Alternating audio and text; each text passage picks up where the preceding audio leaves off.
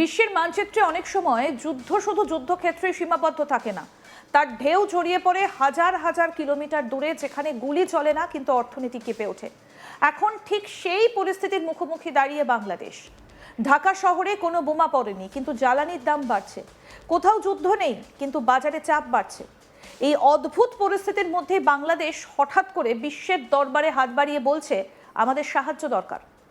বাংলাদেশের প্রধানমন্ত্রী তারেক রহমান আন্তর্জাতিক উন্নয়ন সহযোগীদের কাছে প্রায় $2 বিলিয়ন বাংলাদেশি টাকায় প্রায় 37,000 কোটির তহবিল চেয়েছেন। উদ্দেশ্য একটাই, দেশের জ্বালানি চাহিদা মেটানো এবং অর্থনীতিকে ভেঙে পড়া থেকে বাঁচানো। এই আবেদন শুধুমাত্র একটা আর্থিক সাহায্যের অনুরোধ নয়, এটা একটা সতর্কবার্তা, কারণ এর পেছনে রয়েছে একটা বড় বৈশ্বিক সংকট। আমেরিকা ও ইরানের মধ্যে চলা সংঘাত, যার প্রভাব সরাসরি এসে পড়েছে জ্বালানির বাজারে।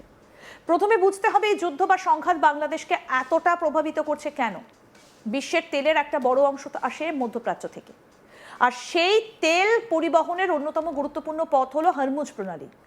এই প্রণালীতে যদি কোনো বাধা তৈরি হয়, যেমন এখন ইরানের অবরোধের কারণে হয়েছে, তাহলে বিশ্বজুড়ে তেলের সরবরাহ কমে যায়। সরবরাহ কমলে দাম বাড়ে, এটাই বাজারের নিয়ম। এই দাম বৃদ্ধির সরাসরি প্রভাব পড়ে বাংলাদেশের মতো দেশগুলোর ওপর, যারা নিজেদের প্রয়োজনীয় তেলের বড় অংশই আমদানি করে। বাংলাদেশের অর্থনীতি গত কয়েক দশকে দ্রুত বেড়েছে। শিল্প অবকাঠামো, রপ্তানি সব ক্ষেত্রে উন্নতি হয়েছে, কিন্তু এই উন্নতির একটা বড় ভিত্তি হলো সস্তায় জ্বালানি। যখন সেই জ্বালানির দাম হঠাৎ বেড়ে যায়, তখন পুরো অর্থনৈতিক কাঠামোটাই চাপের মুখে পড়ে। বাংলাদেশের প্রধানমন্ত্রী তারেক রহমান তার বক্তব্যে এই সংকটের গুরুত্ব স্পষ্টভাবে তুলে ধরেছেন। তিনি বলেছেন, এই পরিস্থিতি আমাদের সামনে জরুরি পদক্ষেপের দাবি রাখে। এই বক্তব্যের মধ্যে শুধু উদ্বেগ নয়, একটা বাস্তবতা লুকিয়ে আছে। বাংলাদেশ একা এই সংকট সামলাতে পারবে না। এই কারণেই তিনি আন্তর্জাতিক সম্প্রদায়ের কাছে আবেদন জানিয়েছেন। এখানে একটা গুরুত্বপূর্ণ দিক হলো, এই সংকট শুধু বাংলাদেশের নয়, এটা একটা বৈশ্বিক সমস্যা। তারেক রহমান নিজেই বলছেন, কোনো দেশ একাই সমস্যার সমাধান করতে পারবে না।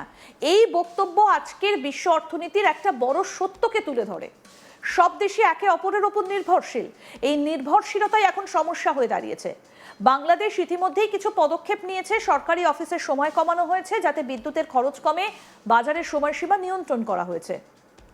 জ্বালানি সরবরাহ স্থিতিশীল রাখতে জরুরি আমদানিও করা হচ্ছে। এছাড়া ফুয়েল অ্যাপের মতো উদ্যোগ নেওয়া হয়েছে, যাতে মানুষ অতিরিক্ত জ্বালানি মজুত করতে না পারে। কিন্তু এই এত পদক্ষেপগুলো স্বল্পমেয়াদী সমাধান, কিন্তু দীর্ঘমেয়াদী সমস্যা আরো বড় হতে পারে। তারেক রহমান একটা গুরুত্বপূর্ণ তুলনা টেনেছেন 1970-এর দশকের তেল সংকট। সেই সময় বিশ্বজুড়ে তেলের দাম হঠাৎ বেড়ে গিয়েছিল, যার প্রভাব পড়েছিল বহু দেশের অর্থনীতিতে। অনেক দেশের উন্নয়ন থমকে গিয়েছিল। বাংলাদেশ আশঙ্কা করছে, বর্তমান পরিস্থিতি সেই সংকটের থেকেও বড় হতে পারে। এই আশঙ্কা অমূলক নয়, কারণ আজকের বিশ্ব অর্থনীতি আরো বেশি জটিল এবং আন্তর্নির্ভরশীল। একটা অঞ্চলের সমস্যা খুব দ্রুত অন্য অঞ্চলে ছড়িয়ে পড়ে। এই পরিস্থিতিতে ভারতের ভূমিকা নিয়ে প্রশ্ন উঠছে। ভারত বাংলাদেশের ঘনিষ্ঠ প্রতিবেশী এবং অন্যতম বড় বাণিজ্যিক অংশীদার। দুই দেশের মধ্যে জ্বালানি সহযোগিতাও রয়েছে। তাই স্বাভাবিকভাবেই প্রশ্ন উঠছে, ভারত কি বাংলাদেশকে সাহায্য করবে? এই প্রশ্নের উত্তরটা কিন্তু সহজ নয়। ভারত নিজেও একটা বড় তেল আমদানিকারক দেশ। বিশ্ববাজারে তেলের দাম বাড়লে ভারতের ওপরও চাপ পড়ে। তাই ভারতের পক্ষে বড় অঙ্কের আর্থিক সাহায্য দেওয়া সহজ নয়। তবে ভারত অন্যভাবে সাহায্য করতে পারে, যেমন জ্বালানি সরবরাহ বাড়ানো, প্রযুক্তিগত সহায়তা দেওয়া বা আঞ্চলিক সহযোগিতা বাড়ানো। এখানেই আসে আঞ্চলিক জোটগুলোর ভূমিকা। এশিয়ার দেশগুলো যদি একসঙ্গে কাজ করে, তাহলে এই সংকট মোকাবিলা করা কিছুটা সহজ হতে পারে।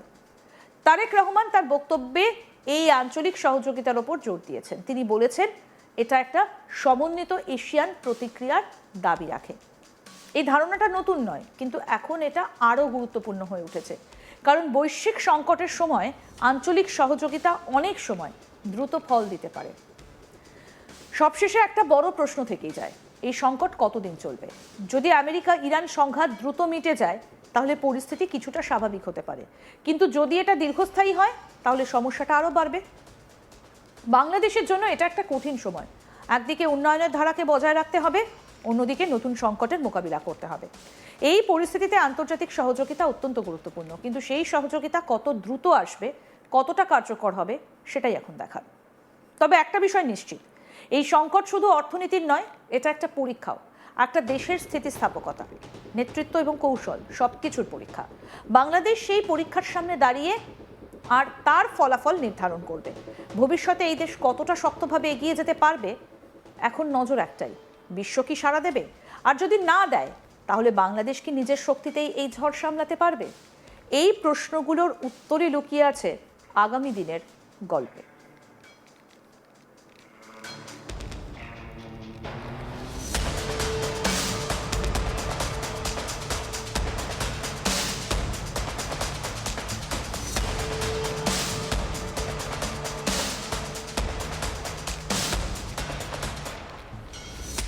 এই মুহূর্তে দাঁড়িয়ে বাংলাদেশও কিন্তু একটা চরম সংকটের মধ্যে দিয়ে চলেছে। কারণ বাংলাদেশের প্রধানমন্ত্রী তারেক রহমান তিনি অনেক রকম ব্যবস্থা নিচ্ছেন, কিন্তু তারপরেও কি সেগুলো দীর্ঘমেয়াদী সমস্যার সমাধান করবে? কারণ জ্বালানি সংকটে ভুগছে এই মুহূর্তে বাংলাদেশ। বিশ্বের মানচিত্রে অনেক সময় যুদ্ধ শুধু যুদ্ধক্ষেত্রে দাঁড়িয়ে থাকে না, তার ঢেউ ছড়িয়ে পড়ে হাজার হাজার কিলোমিটার দূরে, যেখানে গুলি চলে না কিন্তু অর্থনীতি কেঁপে ওঠে। সেই পরিস্থিতির মুখোমুখি হচ্ছে বাংলাদেশ। ঢাকা শহরে কোনো বোমা পড়েনি, কিন্তু জ্বালানির দাম বাড়ছে। কোথাও যুদ্ধ নেই, কিন্তু বাজারে চাপ বাড়ছে। এই অদ্ভুত পরিস্থিতির মধ্যে বাংলাদেশ হঠাৎ করে বিশ্বের দরবারে হাত বাড়িয়ে বলছে আমাদের সাহায্য দরকার। বাংলাদেশের প্রধানমন্ত্রী তারেক রহমান আন্তর্জাতিক উন্নয়ন সহযোগীদের কাছে প্রায় $2 বিলিয়ন বাংলাদেশি টাকায়, যেটা 37,000 কোটি, তার তহবিল চেয়েছেন। উদ্দেশ্য একটাই, দেশের জ্বালানি চাহিদা মেটানো এবং অর্থনীতিকে ভেঙে পড়া থেকে বাঁচানো। এই আবেদন শুধুমাত্র একটা আর্থিক সাহায্যের অনুরোধ নয়, এটা একটা সতর্কবার্তা। কারণ এর পেছনে রয়েছে একটা বড় বৈশ্বিক সংকট, আমেরিকা এবং ইরানের মধ্যে চলা সংঘাত, যার প্রভাব সরাসরি এসে পড়েছে জ্বালানি বাজারে। প্রথমেই বুঝতে হবে এই যুদ্ধ বা সংঘাত বাংলাদেশকে কতটা প্রভাবিত করছে এবং কেন। বিশ্বের তেলের একটা বড় অংশ আসে মধ্যপ্রাচ্য থেকে, আর সেই তেল পরিবহনের অন্যতম গুরুত্বপূর্ণ পথ হলো হরমুজ প্রণালী। এই প্রণালীতে যদি কোনো বাধা তৈরি হয়, যেমন এখন ইরানের অবরোধের কারণে হয়েছে, তাহলে বিশ্বজুড়ে তেলের সরবরাহ কমে যায়। সরবরাহ কমলে দাম বাড়ে, এটা বাজারের নিয়ম। এই দাম বৃদ্ধির সরাসরি প্রভাব পড়ে বাংলাদেশের মতো দেশগুলোর ওপর, যারা নিজেদের প্রয়োজনীয় তেলের বড় অংশই আমদানি করে। বাংলাদেশের অর্থনীতি গত কয়েক দশকে দ্রুত বেড়েছে। শিল্প, অবকাঠামো, জ্বালানি সব ক্ষেত্রে উন্নতি হয়েছে, কিন্তু এই উন্নতির একটা বড় ভিত্তি হলো সস্তা জ্বালানি। যখন সেই জ্বালানির দাম হঠাৎ বেড়ে যায়, তখন পুরো অর্থনৈতিক কাঠামোই চাপের মুখে পড়ে। বাংলাদেশের প্রধানমন্ত্রী তারেক রহমান তার বক্তব্যে এই সংকটের গুরুত্ব স্পষ্টভাবে তুলে ধরেছেন। তিনি বলছেন, এই পরিস্থিতি আমাদের সামনে জরুরি পদক্ষেপের দাবি রাখে। এই বক্তব্যের মধ্যে শুধু উদ্বেগ নয়, একটা বাস্তবতা লুকিয়ে আছে। বাংলাদেশ একাই সংকট সামলাতে পারবে না। এই কারণেই তিনি আন্তর্জাতিক সম্প্রদায়ের কাছে আবেদন জানিয়েছেন।